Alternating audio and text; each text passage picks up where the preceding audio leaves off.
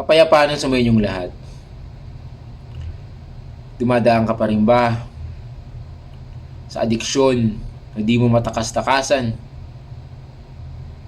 Sa adiksyon na iniisip mo na gusto mo na magbago, pero paulit-ulit mo pa rin ginagawa.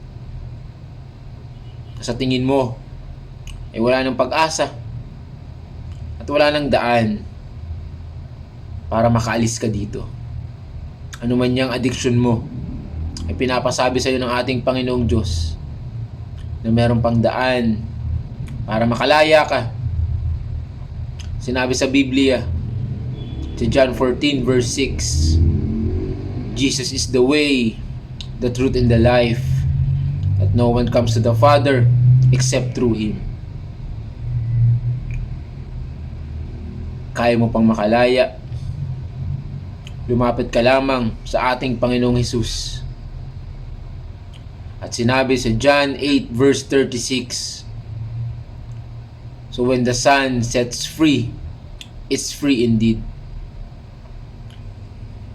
Hindi ka gustuhan ng Diyos na ikaw ay makulong sa anumang adiksyon na iyong pinagdaraanan. Gusto ka niyang makalaya. Gusto ka niyang makalaya. Kung handa ka na, hayaan mong ipanalangin kita sa mga oras na ito.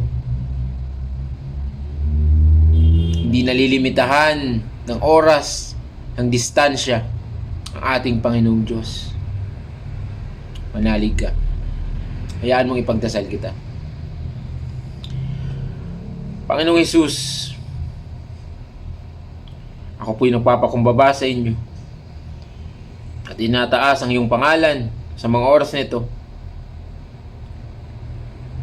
Sino man itong tao na nasa kabila ng screen na ito na gustong makalaya sa anumang adiksyon sa kanyang pinagdadaanan, ito man ay adiksyon sa utang, adiksyon sa pornografiya, adiksyon sa kasinungalingan, o anumang uri ng adiksyon na nagiging bandage sa kanya at nagiging stronghold, Panginoon, at paulit-ulit niyang ginagawa. Sa mga oras na ito, Panginoong Hesus, ay nilapad ko siya sa iyo. Nababasa mo ang kanyang puso't isipan. Dalangin ko po, Panginoon, ang iyong probisyon ng kalayaan sa kanyang buhay, kalayaan sa anumang adiksyon na kanyang pinagdaraanan. Sa inyo ko na po nilalapit ng kanyang buhay. Sa iyo lamang po, Panginoon, sa pangalan ng Ama, ng Anak at Banal na Espiritu Santo ang naghahari sa aming mga buhay. In Jesus' mighty name. Amen.